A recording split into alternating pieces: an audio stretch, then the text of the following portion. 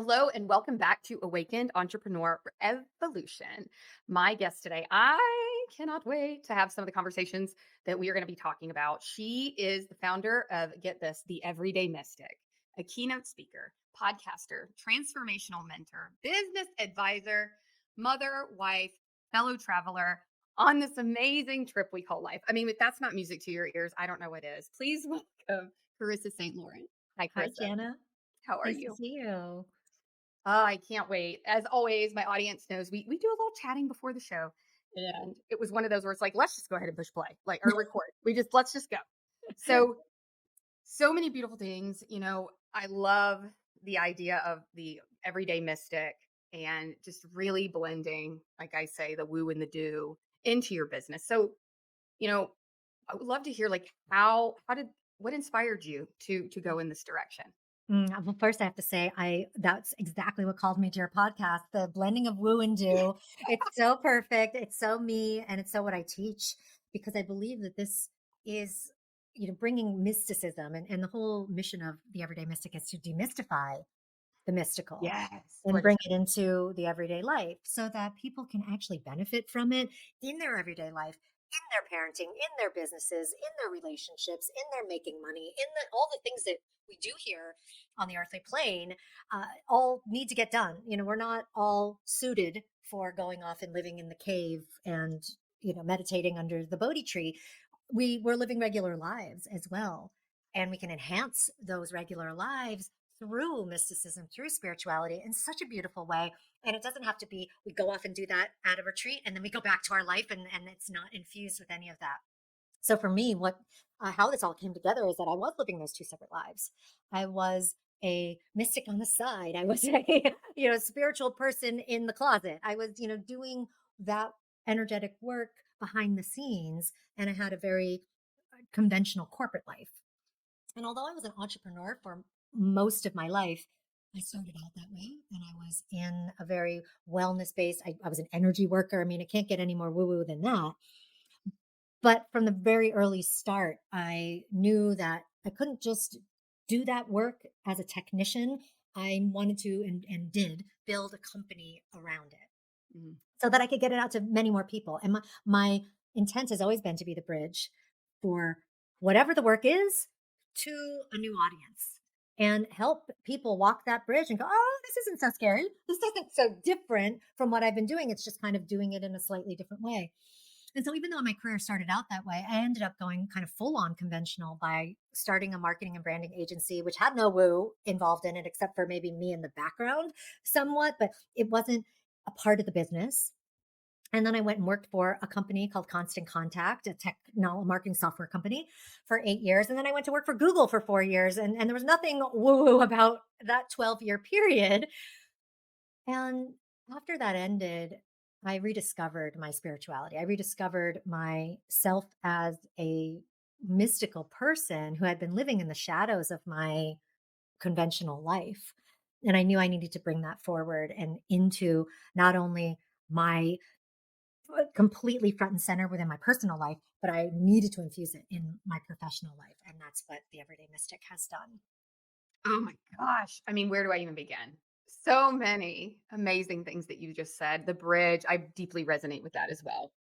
As part of my gift to the world because I think um there's it seems, let me know if you feel this, like a lot of people are really good in the woo and then a lot of people, myself included, were great at the do, but really like helping merge those two together and to help people see how beautifully that they work together because we can't, we were talking about this a little bit before, you have these spiritual teachers who are incredible. Like I just like infuse myself with that on a daily basis.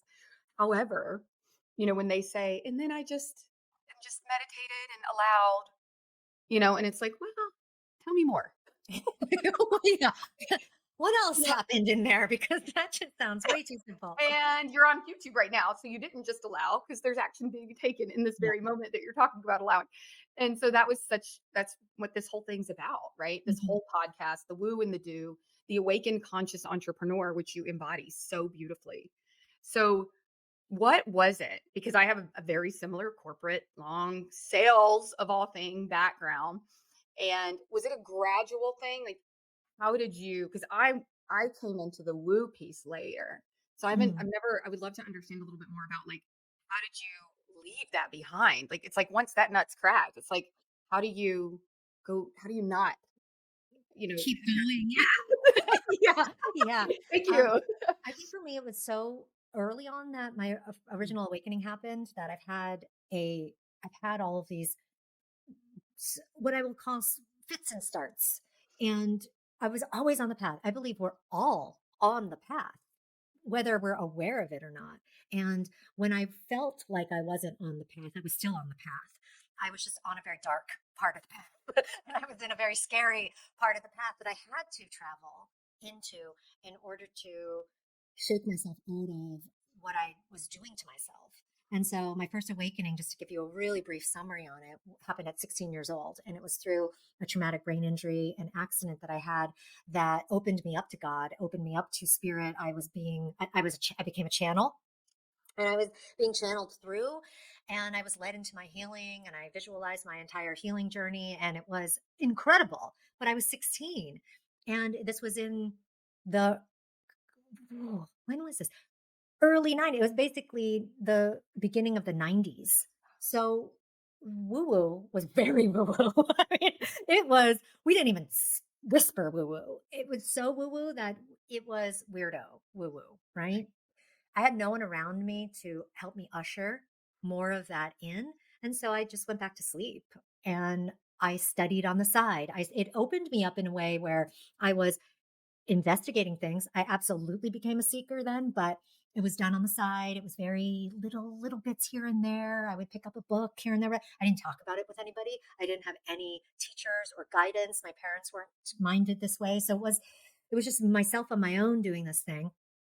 I found psychedelics when I was 18, and that helped to some degree to continue to open me up as a channel and to open me up to a different understanding of the world around me. But I was still very much asleep, and I was also still very much embroiled in my victimhood and in my trauma that I had experienced my entire childhood. So it was easy, I guess, to avoid it. And I had my next awakening at 20 years old, another massive opening, another channeled experience, another beautiful experience. And you would think that would have been enough too. But it was enough to take me, I guess it was enough to get me to the next place. But that next phase of my journey, which was 10 years, was still a mix and match of seeking along with everything that I did to put up the walls and the barriers to avoid myself. I still wasn't yet ready to go into the deepest, darkest places of myself to retrieve those most beautiful gifts, which are where we all need to go. If we are on this journey, we're on it, but there are so many phases of it that we could absolutely just do the journey in this kind of easy path, or we can delve deep.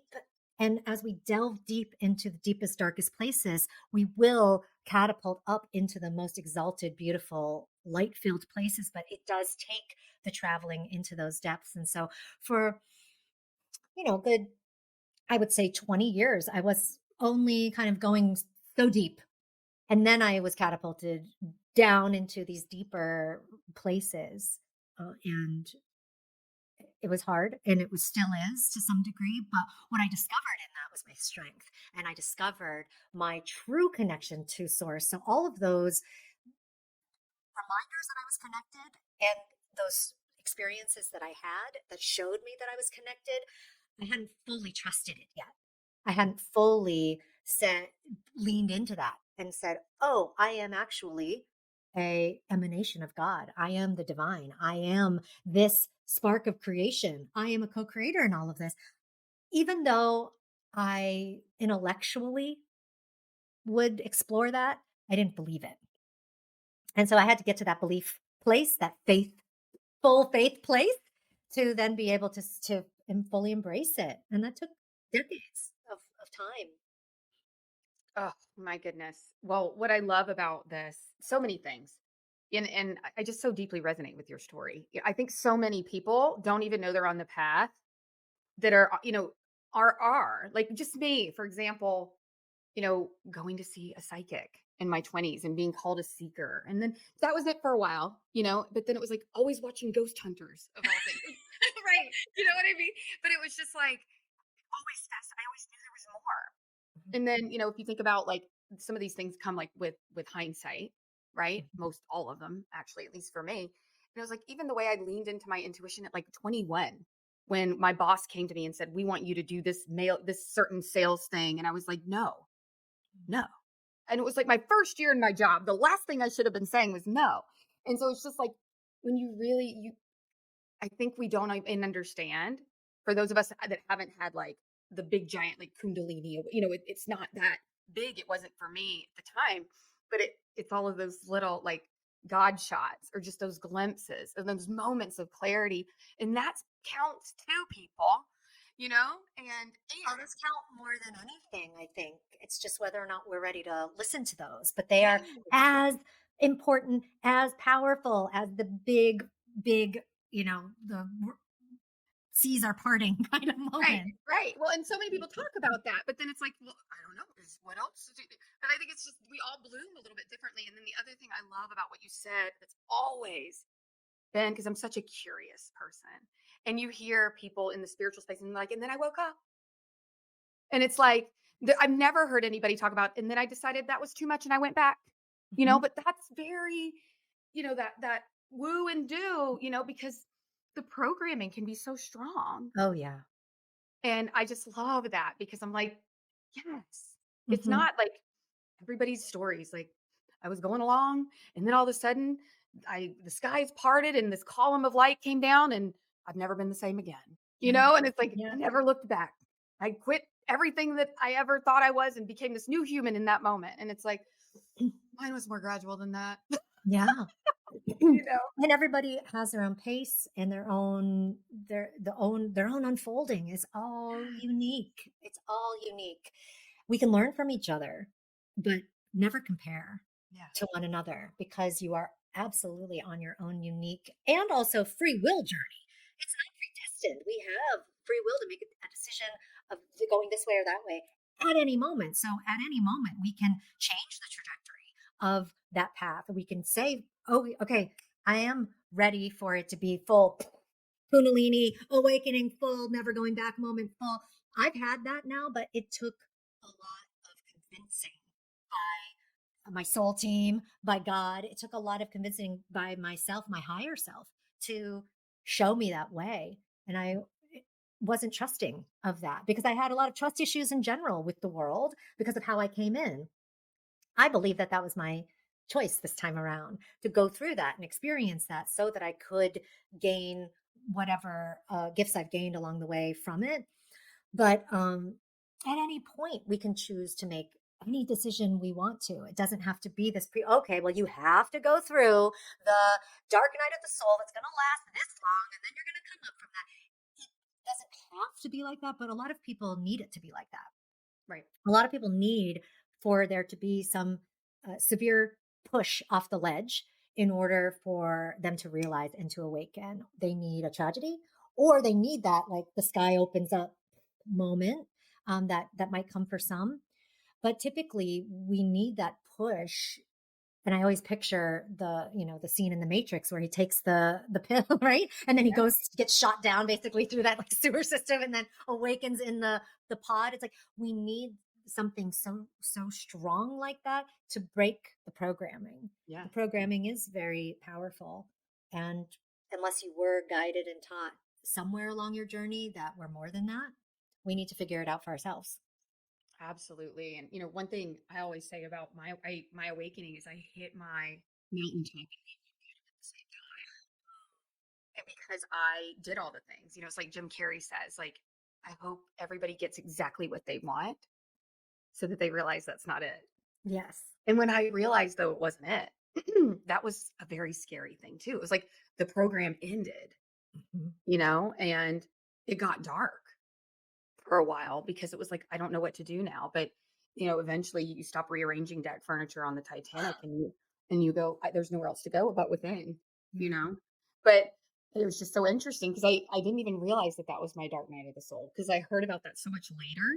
on. Like I was like, when am I gonna have that? Oh God, what is that? Oh, and so it's just so interesting how how it all comes out and how different it can be for everybody. And I just love that we're having this conversation Mm, because I feel like a lot of times I've heard it, one way and not all the ways because it can be. And the free will piece does come in. So my question then around everything that we're talking about is in my experience, applying a lot of the principles was simpler. I won't say easy, but simpler in my personal life. But when it came time to apply these things to being a budding entrepreneur mhm. that has about 1 billion things that they feel like they need to do, and they're constantly faced with not enough, like, I got to learn and so how do you talk to your clients about how to manage like the doing and the being? Mhm. It's such a great point because that business life, professional life is tied to money. And the energy of money is so strong and powerful within our matrix here, within this realm. And powerfully tied to worth and value, right? So we have grown up in a system where our worth is tied to how successful we are, which is essentially equates to how much money we make here Right. in the Western world, right? Where worth and value are inherent. Those are things that we have no matter whether we're dirt poor or we're billionaires. And the opposite could be true, right? The billionaire could have zero self worth, and the dirt poor person could have so much self worth, they're just beaming and glowing with the God light. So these Yes. are things that are absolutely unrelated, and yet we grow up or we are trained and programmed into a system where they are synonymous. So that's the first thing is break that equation. That formula doesn't exist.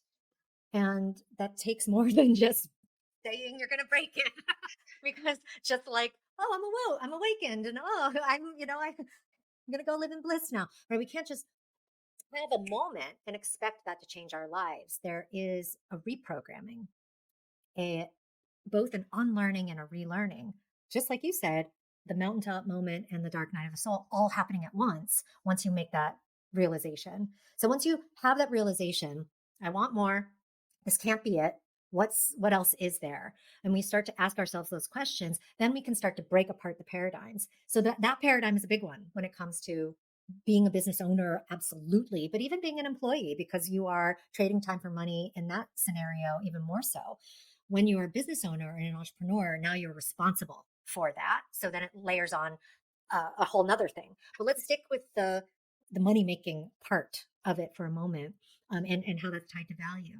So essentially, we need to reprogram ourselves that we are inherently valuable. The way that I would guide people in doing that is by doing self assessment that has nothing to do with what they do, nothing to do with what they produce. It has everything to do with who they are, what they are. And we work very much on that reconnecting and the knowing of who they are, which is a divine being. Mm, Divine beings cannot be measured in gold, right? They're measured in service and the light that we exude. So, how much light are you allowing to exude into the world? If that light is then layered into the offerings that you have, your products, services, boom, then you are integrating all of those things together. But first, start with yourself as an entrepreneur to say, how much light am I allowing to come through me? How am I acting as a channel of the divine? Am I therefore serving and sharing my unique gifts? And then if you stop and go, oh, wait, what are my gifts? Then you go into that layer to say, what am I uniquely here to do? What are the gifts that God gave me in this lifetime or that life gave me in this lifetime to go and offer to people? We all have them. We all have them that are both inherent and they're also, I would say, honed through the earthly experience that we have here. So our life experience hones those gifts. Sometimes it covers them up in the honing, right? It's doing that, but we become closed off to them. We become uh, they become shadowed so that we can't see them anymore. So our journey then is to go and rediscover what those are. And then our mission, and I believe it is our duty to share them, and to share them through service, and share them in a way that is uh, fully. Sorry, Jana, I just lost you. Are you still there? I'm here. Can you? Okay, great. Good. I see you now. So yeah, those would be some of the first steps, and all of those may sound like, oh, it's one little step, but that could be someone's lifetime of discovering that. But there's ways, of course, to speed that up as far as working with someone like you or me, right? When you're working with those who are gifted in guiding that process, it can very much be sped up than if you were to go out and do this. Maybe just kind of hunting and pecking for the answers around, which I did. I spent decades doing that. But I also, within those decades' time, worked with different mentors, different masters, and teachers who helped guide specific parts of my journey. And that was invaluable. Oh, for sure. One of my mentors would say that you can't see the salad dressing recipe on the outside of the bottle. And it's just, a silly little reminder of so much of our gifts, like you said, like they become so natural that they become unconscious competence. And it's really having somebody else say, not everybody can do what you just did. And it's like, Yeah. really? Yeah. Right. I thought that was like, it's kind of, we don't know what we don't know. Yeah. It's possible that we see the color red differently or the sky, Mhm. like we don't know. And so having what I think is so beautiful in the process you just described is, the guide, the mentor in the mirror for you to Yes. see so they can reflect back to you what is so evident to everybody else, but to you, it just feels like home. Hmm. And you can't put your finger on it, Right. and I love everything you just shared. And I'd love to hone in on, probably selfishly, because I'm about to have to coach my group on this. And that is, what you were saying around attaching to money. Mhm. A big part, obviously, I'm a sales coach, and the only way to be authentic in sales is to be detached. But, like you were saying before, like it's easy to say, not easy to be. Mhm. And so, when you're talking about detaching them from that money piece, because that's the one that all, seems to come up, that I talk about the ego, right? And like the ego is going to chime in. So you got to and close this thing, and how to like get back into your body and get back into your heart space. But I'd love to hear, like, what do you think is most challenging for people around that money piece? Mhm. And is there anything in all of your experience that you found? I'm not gonna. There's no magic pill. I know that, but I would love to get your expertise on that. Mhm. And so to clarify, there is not a detaching from money as powerful and positive energy in your life. It's Very true. detaching the meaning of money and your value and your Mhm, worth. mhm. So it's about working on building up your worthiness, your enoughness, your value, irregardless of money. So that's the job focusing on. And that's part of that detachment you were talking about. Okay, well, we're detaching from the outcome of whether the money or not is coming through, because we're focusing on, right? So if the focus isn't even on the detachment, it's focusing on the attachment to my value and my worth as this divine being with these unique gifts to share and the light of God to spread. And oh my gosh, like this is an amazing mission that I have. What an honor to go out and live this mission. What an honor for me to serve others with my heart and serve others in this light, and to guide and to support and to be that light shining for them to see, whether it's them to see themselves more fully or to see their path more clearly or to see something that they're not willing to see, because that's also a thing. It's like, oh, let me shine that light in your shadow or in that dark place where you're starting to make excuses now, where I see that you're avoiding the hard work here. You're avoiding going there. And I get it because that looks and seems scary to you. But that's where the gold is. That's where this beautiful gift resides. If you want that gift, you've got to go down into that darkness. I'll hold the light. It will shine that light for you, but you have to be the one to go and descend into that place. And so it's about focusing on that, focusing on the building up of that truth. And it's a remembrance, really, because we all are that. So, how can we reprogram ourselves to remember that, to go into that place? And that's the same as, well, how did we get programmed into thinking we're not enough? How did we get programmed to thinking that I needed to do and jump through these particular hoops to get a silly letter grade that means nothing? How did I get programmed into that? Okay, let me reverse engineer that and go, all right, well, I was given some recognition, right? I was given gold stars. I was given praise. I was given A's that I was told mean something. What can I give myself that allows myself to recognize me and who I really am? It's all, like you said, going within to then re educate ourselves on that path. So you could take yourself through and go back through your educational journey as well and re-educate yourself by giving yourself all of that recognition. What did I need? I needed a gold star to feel like I accomplished it. Okay, I'll give myself that gold star for waking up and remembering to meditate. I will give myself that gold star to when I connected to someone heart to heart. I will give myself that gold star when I followed a nudge and took an inspired action. All of that is so much more important than a freaking gold star. And yet, many of us don't do that. We don't give ourselves that recognition until we have $1 million in the bank and go, look, I did it. All the things I did it. And now I've got the money. It's like, no, everything you did up until that moment led to that. And if you didn't recognize all of that, then all of that will feel empty once you get there. You're going to end up where you ended up on the top of the mountain and at the bottom of the valley at the same time. Yeah.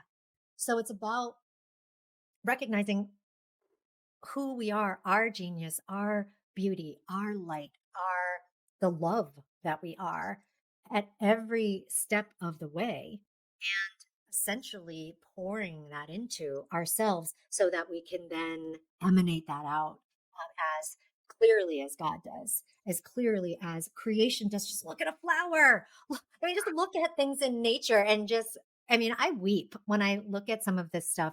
I'll just sit sometimes and just watch a bird and all its colors and all of its magic fly around. And I'll start to cry and go, look at how it's emanating in its unique abilities, in its beauty. We all are that. And until we recognize it, though, and until we see that, we can't really lean into the power of it. I can't get into that bird's head to know, like, does it know how beautiful it is? I don't know that.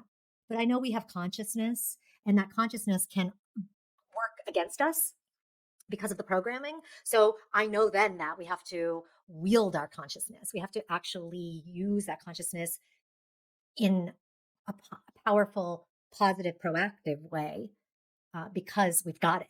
And we've got it for a reason. I haven't worked out exactly what that reason is yet, but we have it and we've got the ability to work with it.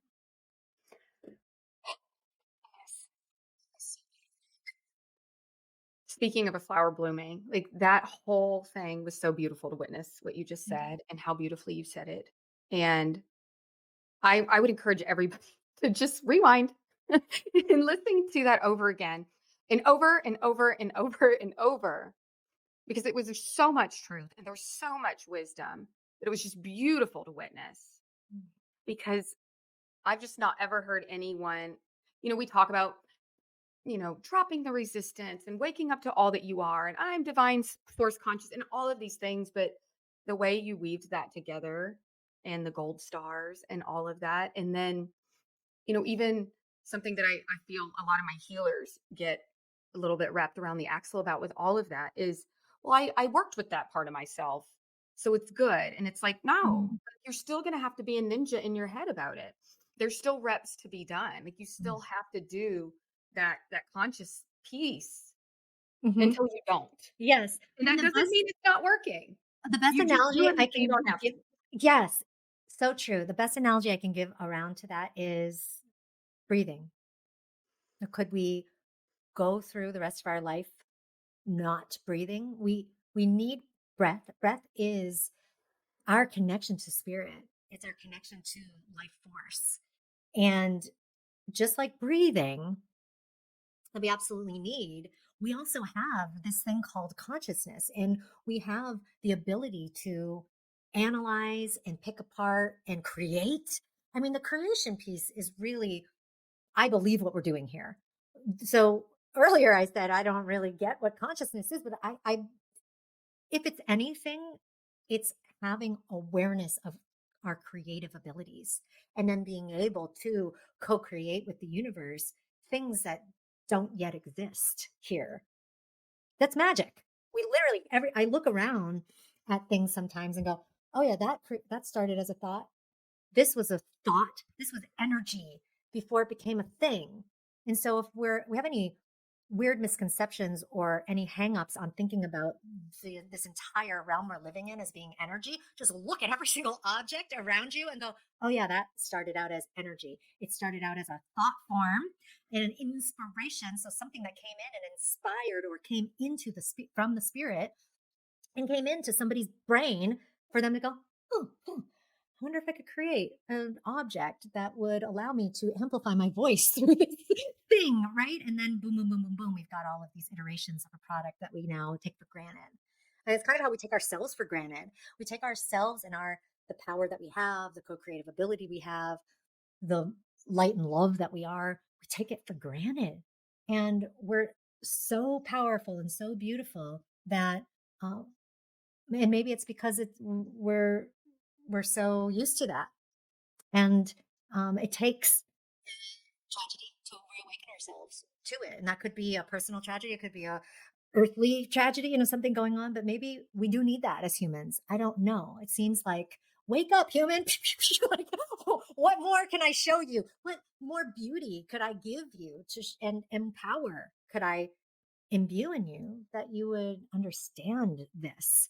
But we know that it sometimes takes those big slaps to the head in order for us to be awakened and aware to it. So I got off track there with, I don't even remember if you had a question, but It was just around the hangups of the money, and just yeah, tying that as an entrepreneur. And I think you did. yeah, it's Go really ahead. about leaning into that full value and worth of who we really are. Yeah. I mean, just the getting out of bed in the morning, going to the bathroom. I mean, I'm just going to get really basic. Going downstairs, getting water, drinking that. Like these things are all miracles. Like it's really a big, and we forget because we go so unconscious. But the fact that our muscles remember, we have this urge, and it just all magically works together. And Mhm, yet, we minimize ourselves to, I hope this person says yes. And it's like mhm. the fullness that you just brought. Um, I want to like cut that clip and like send it and be like, this every day until, because it takes that. It takes the repetition. It takes the continuing to choose, Yes. and I mean, I remember earlier on in my spiritual journey, it was like, well, where's the manifestation? Well, you just missed the point. Yeah. Yeah. Like, Well, and every manifestation is the product of the thoughts and the focus of the feeling of having it in the past. So everything that exists right now is a product of everything that happened before it. And so we can't expect those manifestations to be right there as we are thinking. I mean, we can get that good that we can think it and it arrives immediately. We can absolutely move time in that way. mhm, But for most of us, it takes a little bit of time to be able to actually get into the right alignment of the vibration of that thing that we are working on manifesting so that it then arrives. But that being in that right state and that right alignment, if we go, oh, why isn't it here? Where is it? Why isn't shot it showing yourself up in the yet? This foot. is stupid. This is dumb. This isn't working. That's not the right vibration. That is the absolute wrong alignment. So then that pulls you right out of it. And you just go back to the starting block. It's not that it's all over and you can't do it anymore. It's just that it's going to send you back to square one to start over. Can we quickly get back into that absolute vortex of alignment and creation and vibrating in the frequency of that thing you want? Yes, you can get there more quickly as we start to work these practices and increase our baseline. So that's Yes. ultimately what it is that we're moving the baseline of where we start from and then shortening the distance of where we have to go back to when we do have to go back to the starting block and go, Yes. okay, wait. Oh yeah, I forgot that I was sabotaging myself over this little period of time. Let me go back to the start, but the start isn't as far back as it used to be. Yes, it's you raised your set point, Mhm. and then you also something I remember Gabrielle Bernstein was early on in my journey, and she would say, because I'd be like probably a lot of people listening, and then it was like, "Oh, I know better than that." And she was like, "It's not about that.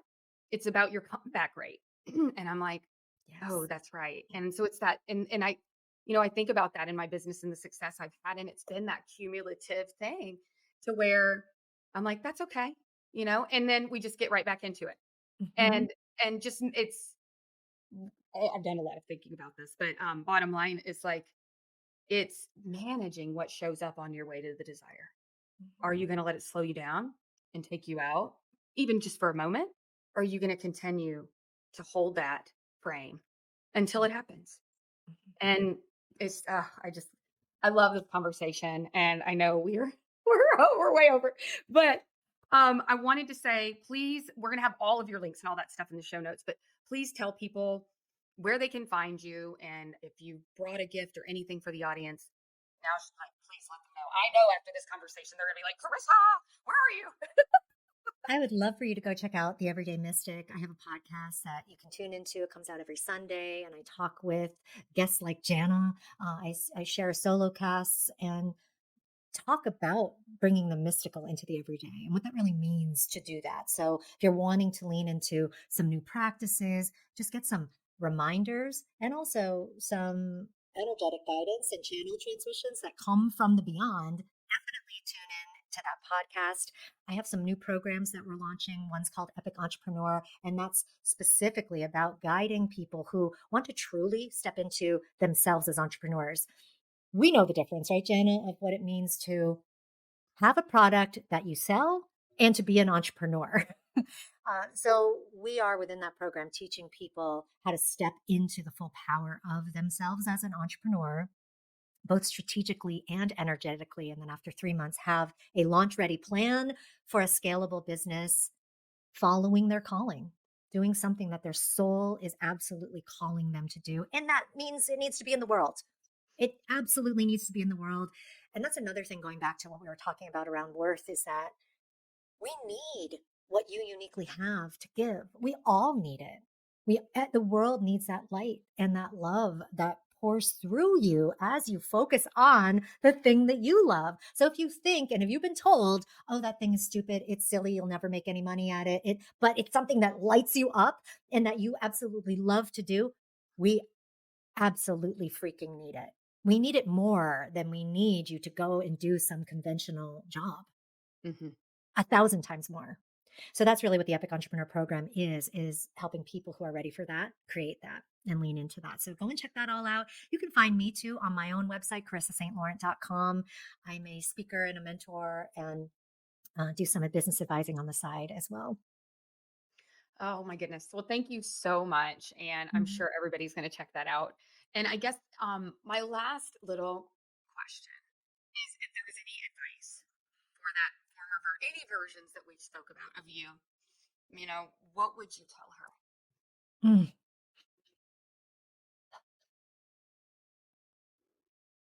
It was something that I was told. And so I'll just repeat it that it was to trust me.